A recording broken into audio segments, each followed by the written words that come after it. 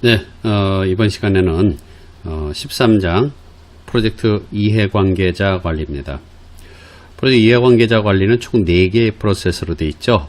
먼저 착수 프로세스 그룹에 속하는 이해관계자 식별, 두 번째 기획 프로세스 그룹에 속하는 이해관계자 참여 계획 수립, 세 번째 실행 프로세스 그룹에 속하는 이해관계자 참여 관리, 네 번째 감시 및 통제 프로세스 그룹에 속하는 이해관계자 참여 감시, 이렇게 돼 있죠. 그래서 맨 처음에 이해관계자 식별, 우리 프로젝트에 관련된 이해관계자 누가 있는지 찾아내는 거죠. 이해관계자 목록을 만들고 그 다음에 참여 계획을 수립을 하는데 그 이해관계자들이 각각의 요구와 기대에 맞춰 가지고 프로젝트에 어떻게 참여시킬 것인지, 어떻게 적극적으로 인벌브 시킬 것인지에 대한 방법을 개발하고, 그러나서 실행 동안에 지속적으로 참여 관리를 해야 되겠죠. 그래서 이슈라든지 이런 것들을 해결해주고 서로 소통함으로써 지속적으로 참여할 수 있도록 이렇게 참여를 촉진하는 게 이제 참여 관리고요. 마지막에는 이제 그 계획대로 잘 참여가 됐는지에 대한 확인, 조치, 이런 것들을 우리는 이해관계자 참여 감시다, 이렇게 표현을 하는 거죠. 자, 그러면 첫 번째 프로세스 13.1에 해당되는 이해관계자 식별부터 보도록 하겠습니다. 자, 이해관계자 식별은 이해관계자를 정기적으로 식별하는 거예요. 찾아내는 거죠, 주기적으로. 그리고 이제 그 이해관계자들의 목록을 궁극적으로 만들어내는데, 이해관계자 목록은 당연히 이해관계자 관리대장에다 기록을 하는데, 거기에는 그들의 이해관계나 참여도, 상호 의존관계, 영향력, 또 이제 프로젝트에 미치는 영향, 이런 것들을 분석해서 문서화하는데, 물론 각각의 명단뿐만 아니라 그들의 기대와 요구, 이런 것들도 같이 명시를 하게 되는 거죠. 그래서 산출물에 보면은 이해관계자 관리대장이 나오는데, 이해관계자 목록인데 거기다 기대와 요구라든지 의존관계, 참여도 또는 영향, 이런 이해관계, 이런 것들을 모두 종합적으로 포함한 그러한 이해관계자 목록이다, 이렇게 상상을 하시면 되겠습니다. 이거는 프로젝트 착수와 더불어서 동시에 착수 동안에 하는 그러한 부분들이죠. 그래서 프로젝트 차터와 함께 착수를 위한 그런 용도로 만들어집니다. 자, 그러면은 이런 이해관계자 관리대장을 만들기 위해서 어떤 목록들이, 인풋들이 있는지 한번 살펴보죠. 우선 첫 번째 프로젝트 헌장입니다. 자, 프로젝트 헌장에는 이미 주요 이해관계자들이 거기 명시될 수도 있다는 거죠. 프로젝트 초기부터 주요 이해관계자들이 명시가 될 수 있고요. 그들 주요 이해관계자들 책임까지 여기 나와 있기 때문에 그 사람들도 당연히 이해관계자 목록에 들어가야 될 사람들이죠. 그 다음에 프로젝트 관리 계획서 중에서 의사소통 관리 계획서가 이미 혹시 만들어져 있다 그러면은 의사소통 관리 계획서는 뭐예요? 배포 대상자, 그러니까 정보를 주고받을 대상자들이 있죠. 그 대상자들이 바로 이해관계가 될 수 있어요. 근데 생각을 해보면 지금 이해관계 식별이라는 것은 착수 프로세스 그룹이라는 거고, 그 다음에 여기 의사소통 관리 계획서는 기획 프로세스 그룹인데, 왜 착수 기획에 해당되는 이러한 의사소통 관리 계획서를 우리가 착수 프로세스 그룹에서 참고를 해야 되느냐, 거꾸로 아니냐, 이렇게 생각하실 수 있는데, 그거는 앞에서도 누누이 말씀드렸듯이 프로젝트 라이프 사이클이 이렇게 있다 그러면은, 착수라는 것은 이런 프로젝트 착수도 있지만 단계의 착수도 있죠. 그래서 이미 그 프로젝트가 착수돼 갖고 일부 이해관계자들 식별이 되고, 여기서 이해관계자들 좀 더 보충해서 더 식별하고, 이런 것들을 반복적으로 한다 그랬어요. 그 와중에서 만들어져 있는, 중간에 만들어진 이 의사소통 관리 계획서들이 참고가 된다라는 거죠. 그래서 항상 프로젝트는 프로세스들이 반복된다, 또 기획은 점진적으로 구체화돼서 계속 반복된다라는 그런 개념으로 생각을 하셔야지 논리가 맞겠죠. 자, 그 다음에 실제 이제 그 프로젝트 관리 계획서, 이해관계자 참여 계획서도 마찬가지예요. 요거는 13.2, 지금 우리가 13.1을 하고 있는데 어떻게 다음 프로세스 걸 참고할 수 있겠느냐, 이렇게 생각할 수 있지만 반복적으로 이루어지기 때문에 처음에는 없더라도 중간에 만들어진 이해관계자 참여 계획서를 참고하는데, 여기 이해관계자 참여 계획서는 뭐가 들어있어요? 그 소위 말하는 참여 전략과 조치가 있기 때문에 그거에 새롭게 추가된 그 참여 전략과 조치에 따라서 거기에 필요로 한 또 다른 사람들이 또 신규로 참고될 수 있다라는 그런 개념이 되겠죠. 그 다음에 비즈니스 문서가 참고되는데 프로젝트 사업 타당성에 대한 것들이 검토되어 있는 비즈니스 케이스 같은 경우에는 프로젝트 목표나 이런 것들이 들어가 있어요. 그래서 프로젝트 목표나 프로젝트에 영향을 받을 수 있는 이해관계자들의 초기 목록이 여기 들어갈 수 있기 때문에 그런 것들이 우리가 참고될 수 있다라는 거죠.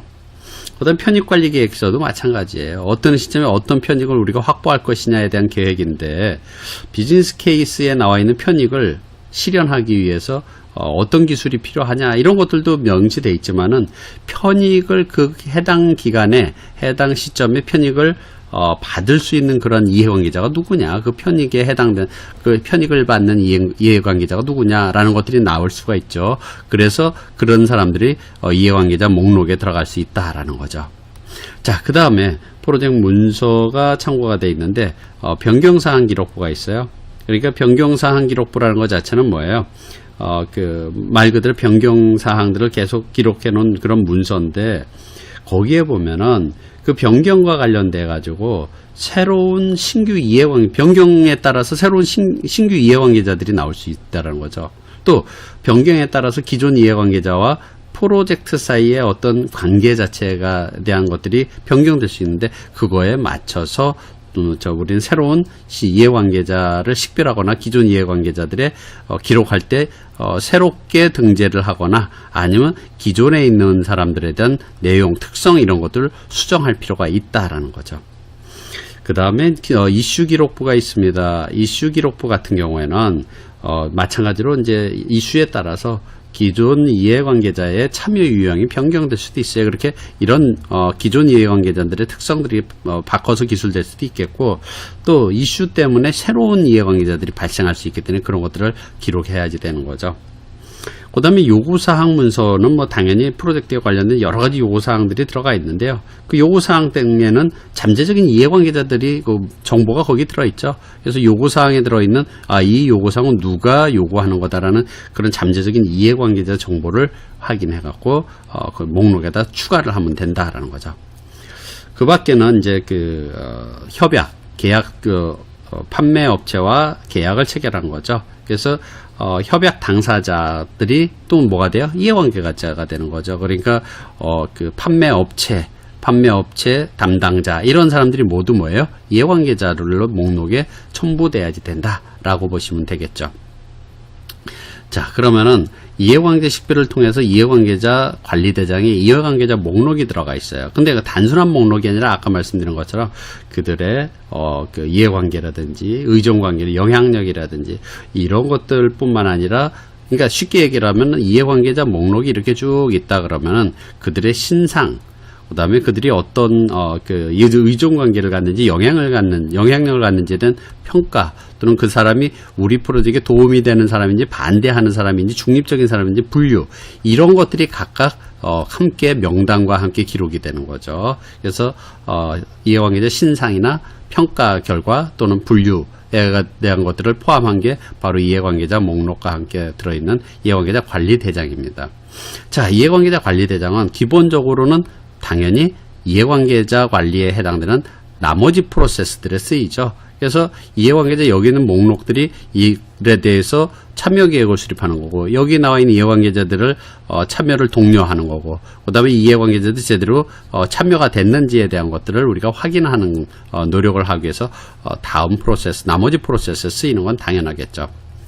그리고 기타 다른 지식 분야를 보면은 우선 지식관리, 프로젝트 지식관리도 필요하다 그러는데 이해관계자 목록에 보면은 그 사람들이 어떤 지식을 보유하고 있는지하고 지식을 보유하고 있는 건지를 알 수 있죠. 그래서 그들이 보유하고 있는 지식들을 우리 파악해서 거기다가 기록을 하고 유지하고 그런 것 노력도 필요하겠고요. 그다음에 이제 이미 이해관계자 관리대장이 나왔으면 이제 추가로 나중에 요구사항을 수집할 때 이해관계자들의 요구와 그 다음에 기대사항들을 새로운 요구사항에다 추가로 집어넣을 수 있겠다라는 거고요. 그 다음에 이제 품질관리 계획 수립이 있어요.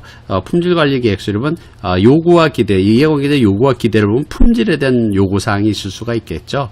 그리고 또 품질에 그래서 품질 관리, 품질에 대한 표준이나 품질 목표 이런 것들을 설정할 때 그들의 요구를 맞춰서 표준을 설정한다든지 그들의 요구에 맞춰서 관리 방법을 품질 관리 방법을 정한다든지 할 때 쓴다라고 보시면 되겠습니다. 또 경우에 따라서는 여기서 어쨌든 품질에 영향을 미치는 이해관계자들이 있을 수 있다라는 거죠.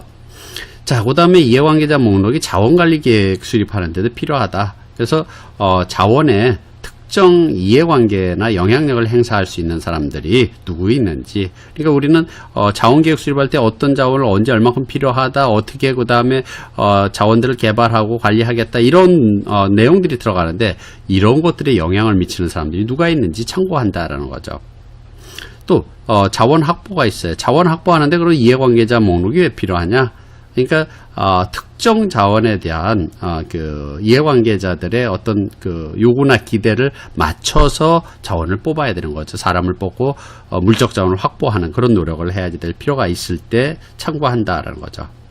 또 이해관계자 관리대장 그들의 기대와 요구가 있는데 특히 의사소통에 대한 그 요구사항이 있을 수가 있겠죠. 그리고 의사소통 관리 계획은 어떤 정보를 누구에게 언제 어떻게 전달하겠다는 배포 대상자도 들어가는데요. 그 대상자가 바로 이해관계자 목록에서 배포해야 될 대상자들을 결정해서 여기다 기록한다. 라고 보면 되겠고요. 그다음 의사소통 관리도 마찬가지예요. 의사소통 요구를 갖고 있는 사람들과 소통 대상자들 이런 사람들에게 맞춰서 그 배포하는 거죠. 해당된 사람들한테 배포하는 행위를 필요로 하는 거죠. 그래서 이해관계자와 관리와 가장 밀접하게 관계 있는 게 바로 뭐냐? 의사소통 관리예요. 의사소통을 통해서 이해관계자들이 기대와 요구를 만족시킨다. 의사소통을 통해서 그들에게 필요한 정보를 배포함으로써 프로젝트에 적극적으로 참여시킨다. 이런 개념을 갖고 있기 때문에 상당히 밀접한 영향을 갖고 관계를 갖고 있는 거죠. 그 다음에 리스크 관리와도 관련되어 있는데요. 실제 여기까지네요. 예. 실제 그 리스크 관리 계획 수립을 할 때도 이해관계자 목록 중에서 이해관계자 중에서 그 특별한 어떤 그 리스크에 대한 그 태도, 그러니까 리스크를 선호하는지 프로젝트에 영향을 미칠 수 있는 그런 부분 이해관계자들 중에서 그들의 태도에 따라서 어떻게 그 리스크를 관리할 것인지에 대한 것들이 달라질 수가 있겠고, 또 이해관계자들 중에서 특별한 역할과 책임을 가진 사람들은 리스크 관리 계획 수립할 때 거기 담당자로 집어넣을 수도 있다라는 거죠. 마찬가지로 리스크 식별할 때도 마찬가지예요.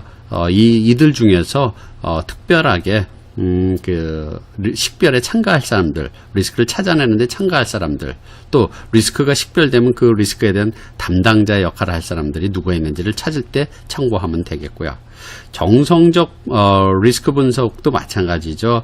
리스크 담당자로 지명 가능한 사람이 누구 있는지 그 관리대장 리스크 이해관계자 목록에서 찾는 거고, 대응계획 수립할 때도 마찬가지로 대응을 책임질 잠재적 담당자를 이 이해관계자 목록에서 찾아낸다라는 거죠. 그 밖에는 조달과 관련된 부분들인데요. 그 조달과 관련해 가지고는 조달 관리 계획을 수립을 할 때 계약 또는 법무 담당자가 이 이해관계자 중에서 누가 있는지를 파악할 필요가 있겠죠. 그래서 법무 계약 담당자에 대한 또는 프로젝트 관련된 이해사항을 갖고 관계를 갖고 있는 사람들을 여기서 찾아서 조달 계획 수립할 때 도움을 받는다라고 보시면 되겠고요.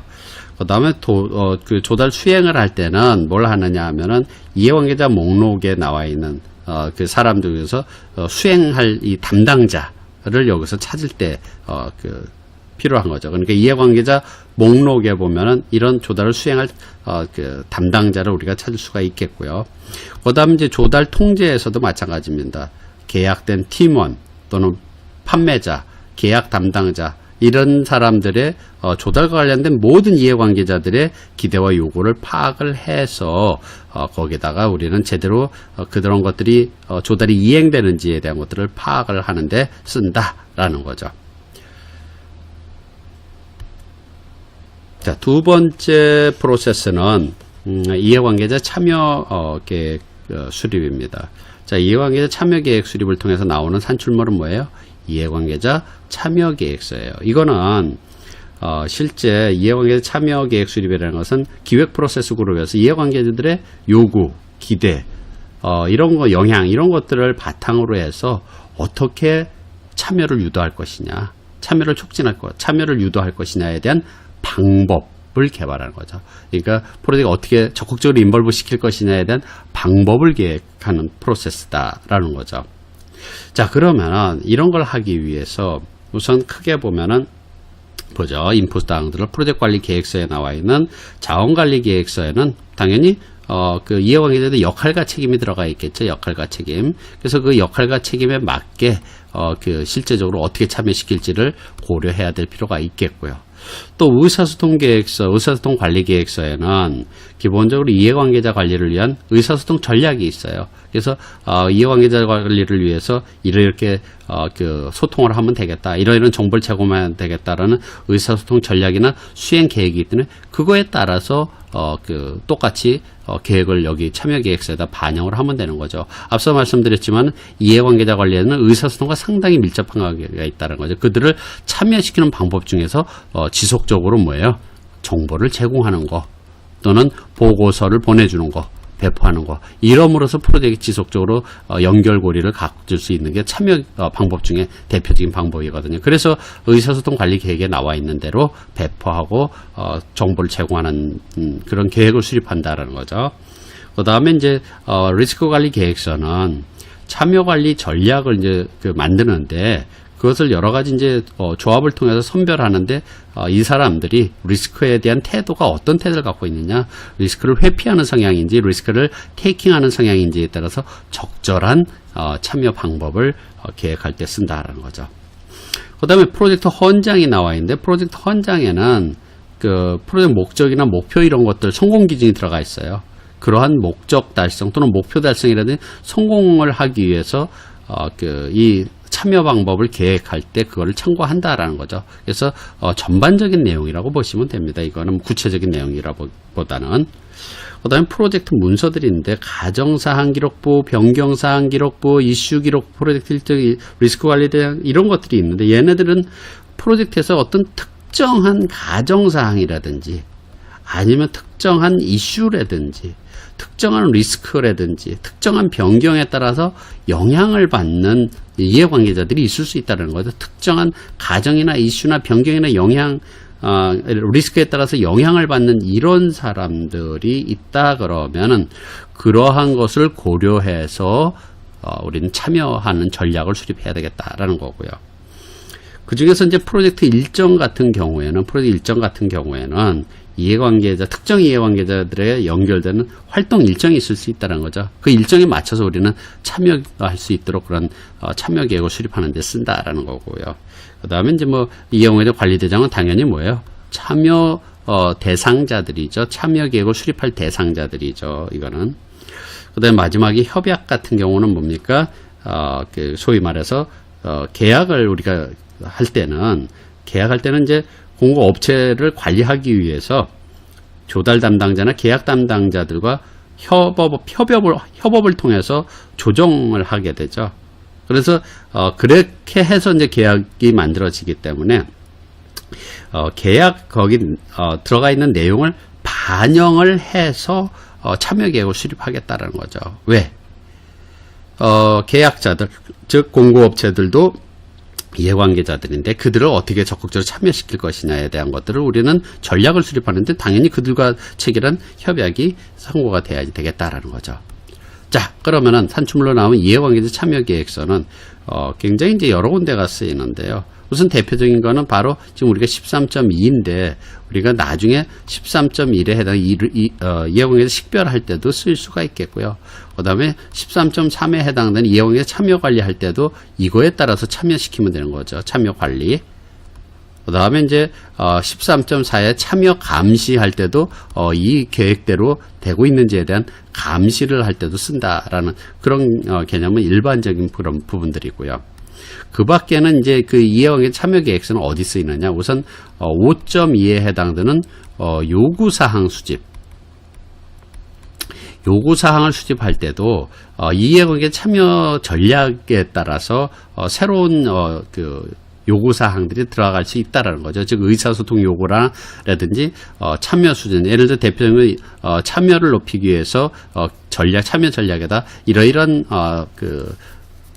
정보를 제공해야 되겠다라는 의사소통 요구가 있다 그러면 그 요구사항에다 반영을 한다라는 거고요. 그 다음에 이제 8.1은 뭐냐면은 이제 품질 관리 계획 수립이죠. 품질 관리 계획 수립인데 여기서 보면은 참여 전략 중에서 특별하게 품질에 대한 요구나 기대가 들어가 있으면 그것도 품질 관리 계획 수립할 때 반영한다라는 거고요. 그 다음에 이제 대표적인 게 아까 말씀드린 것처럼 이제 의사소통이 굉장히 많이 필요하다 그랬어요. 적극적으로. 그래서 10.1에 해당되는 의사소통에 대한 관리 계획. 관리 계획을 수립할 때도 당연히 여기 나와 있는 참여 계획에 나와 있는 의사소통 요구와 기대를 반영하면 되겠고요. 그 다음에 의사소통 관리, 직접 이제 계획대로 배포하고 하는 그런 것들이 의사소통 관리라고 말씀을 드렸는데 여기 나와 있는 그 의사소통 전략을 통해서 참여 방법대로 그대로 배포하면 된다라는 거죠. 그 다음에 10.3에 의사소통 감시. 물론 의사소통을 관리하고 감시할 때 의사소통 관리 계획대로 관리하고 감시하면 되겠지만 그 밖에 의사소통이 제대로 이루어질 수 있도록 배포되고 의사소통이 제대로 이루어지고 있는지에 대한 것들도 확인하기 위해서 참여를 위해서 계획된 의사소통 전략대로 제대로 있는지 수행되고 있는지를 감시하는 용도로 쓰인다라는 거죠. 자, 그러면은 다음 프로세스를 볼까요? 자, 그러면은 우리가 의사소통과 함께 이제 여러 가지 이제 이해관계자 참여 관리가 쭉 나와 있다라는 것 자체는 계속 이제 여러분들이 주기적으로 이제 적극적으로 그걸 확인해 두셔야 될 부분이고요. 그 다음에 세 번째는 이해관계자 참여 관리예요. 자, 이해관계자 참여 관리라는 것은 요구사항이나 이해관계자들의 요구사항이나 기대사항을 충족시키기 위해서 지속적으로 대표적인 게 바로 뭐냐면 지속적으로 의사소통하는 거예요. 그 다음에 이슈 이런 것들을 이해관계자 이슈를 해결해주고 이런 것들을 통해서 뭐냐면 참여를 촉진시키는 거죠. 그게 바로 이해관계자 참여 관리예요. 그럼 이해관계자 참여 관리가 가장 대표적인 그런 내용들은 뭐냐? 참여시키기 위해서 앞에서 만들었던 이해관계자 참여 계획서를 가지고 수행을 하는 입장인데 참여 계획서는 기본적으로 뭐가 들어가느냐? 대상자, 성명, 이름이 들어가겠고, 그 다음에 우리 프로젝트에 영향을 어느 정도 미치는지, 또 그 영향에 대한 파급 정도는 어느 정도 되는지, 이런 것들이 개인 한 사람의 영향, 파급, 그 다음에 그들에 대한 어떻게 전략을 참여를 시킬 것인지 전략 들어가야 되겠죠. 예를 들어서 요구 관리를 위해서 주기적으로 면담을 해야 되겠다. 또는 지속적으로 관심과 관리를 해야 되겠다. 그리고 이제 그들의 의사소통 요구사항이 있다 그러면은 그들이 지금 기본적으로 프로젝트 현황을 파악하고 싶은 그런 요구사항이 있다. 그럼 그 사람들한테 어떤 내용을 어떻게 배포해야 되겠다. 이 배포와 관련된 주기적으로 리포트를 보내야 되겠다. 프레젠테이션을 해줘야 되겠다.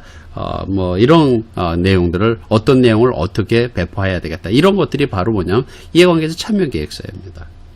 자, 그러면은 어쨌든 이제 기본적으로 이런 것들을 하기 위해서 이런 참여를 촉진하기 위해서 우리가 참고해야 될 문서 중에 이제 첫 번째가 바로 뭐냐 하면은 여기 나와 있는 프로젝트 관리 계획서, 의사소통 관리 계획서죠. 그래서 소통에 사용할 방법, 그 방법대로 소통을 함으로써 참여를 촉진한다라고 보면 되겠고요. 또 이 리스크 관리 계획서 같은 경우에는 참여 관리에 이용할 리스크 카테고리라든지 또 리스크에 대한 선호도라든지 보고 형식이라든지 즉 실제 이게 무슨 얘기냐면은 참여를 하기 위해서는 정확하게 의사소통해야 되는데 그들에게 리스크 관련된 정보들도 제공을 해야 돼요. 그렇기 때문에 이해관계자들에게 리스크 관련된 정보를 제공하기 위해서 리스크 관리 계획서가 참고된다라는 거죠. 그 다음에 이제 변경 관리 계획서, 변경 사항들도 그들에게 참여를 촉진하기 위해서 제공해야 되는데 이 밑에 보면 변경 사항 기록부가 있어요. 근데 그거를 어떤 변경 관리 그 절차에 따라서 그들을 인벌브 시키고 그들에게 정보를 변경 내역을 정보를 제공하고 하는 그런 관리 방법을 참고한다라는 거죠. 그래서 여기 나와 있는 변경사항 기록부에는 변경 요청이나 변경을 처리한 사항들을 이제 전달하기 위한 목적이고요. 또 마찬가지로 프로젝트로 문제가 있다든지 이슈 각종 문제와 같은 이슈들이 있다든지 그 다음에 이해관계자가 우려할 만한 사항이 있다든지 그런 것들도 계속 제공함으로써 참여시키는 거죠. 그 다음에 이제 이해관계자 관리대장은 당연히 뭐예요? 그 참여관리 계획을 실행할 참여관리 대상자죠. 대상자, 관리해야 될 대상자들이 여기에 있는 거죠. 자, 그러면, 그, 아웃풋은 뭐 별건 없습니다. 이렇게 이제 참여시키다 보면은, 의사소통을 좀 바꿔야 되겠다. 참여 계획서 자체를 다시 참여 전략을 바꿔야 되겠다라는 그런 부분들이 있겠고요. 또 이 동안에 발생할 수 있는 각종, 그, 새로운 변경사항이라든지 이슈 이런 것들이 나올 수가 있어요. 그래서 이렇게 그 이슈 기록부에는 보면은 참여를 통해서 이렇게 이슈가 해결됐다. 그럼 그 처리된 이슈들이 있을 거라는 얘기죠. 그런 것들은 나중에 이제 13.4에 해당되는 이해관계자 감시. 그래서 이런 걸 처리했습니다. 제대로 하고 있습니다. 또 그 우리 소위 말하는 의사소통 감시에서도 이런 이슈들이 그 제대로 이행이 되고 처리됐습니다라는 그런 것들을 필요하겠고요. 또 이제 프로젝트에서는 팀 관리가 있어요. 자원 관리, 리소스 매니지먼트 팀 관리가 있는데 팀 개발을 통해 가지고 개인의 역량, 능력을 높인 다음에 그 상태에서 성과를 최적화시키기 위해서 소통하고 그 다음에 이슈를 해결해주고 갈등을 관리하고 하는 이런 것들이 팀 관리라고 얘기를 했어요. 그러면은 프로젝트 팀원들에 대한 관리할 때도 당연히 이 이슈들이 참고가 돼서 이 팀 관리를 통해서 이슈가 해결되고 조치돼야 되는 거죠. 그러니까 쉽게 얘기를 하면은 팀원들에 대한 그런 그 관리는 팀 관리고 나머지 이해관계자들에 대한 관리는 이해관계자 참여 관리예요. 그러니까 팀원들을 포함한 전체 이해관계자들을 얘기를 하는 거 요거는 단순하게 팀원들에 대한 관리만 얘기한다라고 보시면 되는 거죠. 자, 마지막으로는 이런 참여 관리를 하다 보면 변경 요청이 발생하게 되는데 참여 관리 결과로 인해서 프로젝트 범위라든지 제품 범위가 변경될 수 있기 때문에 그래서 우리는 변경 요청이 발생할 수 있겠다라는 거죠. 자, 마지막 프로세스는 이제 그 앞에서 실행 프로세스 그러면 프로젝트 참여 관리를 했어요. 그러면은 계획에 나와 있는 참여 계획 이해관계자 참여 계획 대비 실행한 참여 관리를 통해서 실행한 이 결과 자체가 제대로 이행되고 있는지에 대한 감시를 해야 돼요. 그래서 이해관계자 관계를 감시하면서 결과적으로 이제 참여 전략이라든지 아니면은 그 계획 이런 것들을 수정을 통해서 이해관계자 참여 전략을 조정을 해야 되는 게 바로 이해관계자 참여 감시에 해당되는 거죠. 그래서 여기 이거는 감시 및 통제 프로세스 그룹에 속하기 때문에 똑같이 작업성과 데이터가 참여 감시 통제 프로세스를 통해서 작업성과 정보가 되고 그 다음에 작업감시 통제를 통해 가지고 뭐가 돼요? 작업성과 보고서가 된다라는 사실은 이미 잘 알려진 사실이고요. 그 다음에 여기서 이제 계획이라는 것은 주로 이제 프로젝트 그 이해관계자 관리대장이라든지 아니면은 여기 이해관계자 참여 계획서가 계획이 되겠고 그 다음에 이제 실적은 액추얼은 작업 성과 데이터가 되겠죠. 그래서 이 계획 우선 그 계획을 먼저 보면은요.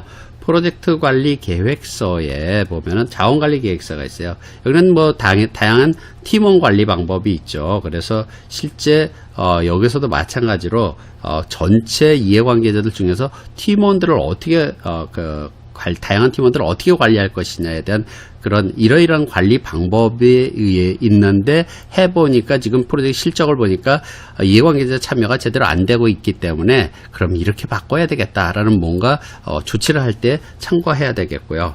그 다음에 이제 의사소통 관리 계획서는 당연히 의사소통 전략이 나와 있죠. 의사소통 전략. 그래서 거기에 나와 있는 대로 이렇게 배포를 했었는데 그 이해관계자들이 참여가 저조하면 그럼 어떻게 바꿔야 돼? 라는 걸 결정할 수도 있겠고요. 그 다음에 대표적인 거 이용의 참여 계획서에 나와 있는 이해관계자 요구와 기대 사항을 어떻게 관리할 것인지에 대한 참여 전략대로 이행을 했는데 제대로 이행을 했는지에 대한 감시뿐만 아니라 이행한 결과 자체도 비교를 해가지고 뭔가 조치를 하는 그런 노력들이 필요하겠죠.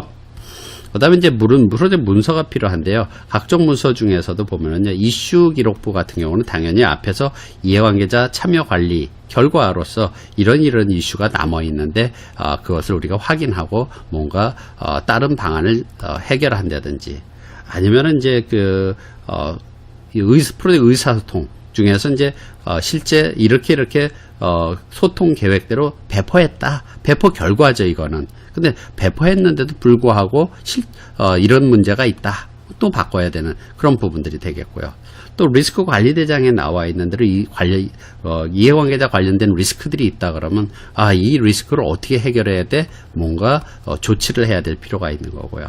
그다음에 이제 당연히 이해관계자를 감시하고 통제하는 대상자들, 그러니까 이해관계자 목록이 들어있고 그들의 평가와 분류 정보들이 있는데 그들이 바로 참여에 대한 감시 대상자에 해당되는 거죠. 이들이 기대와 요구가 만족시키고 있는지에 대한 것들이 주고 우리가 감시해야 되고 통제해야 될 내용이라고 보시면 되는 거죠.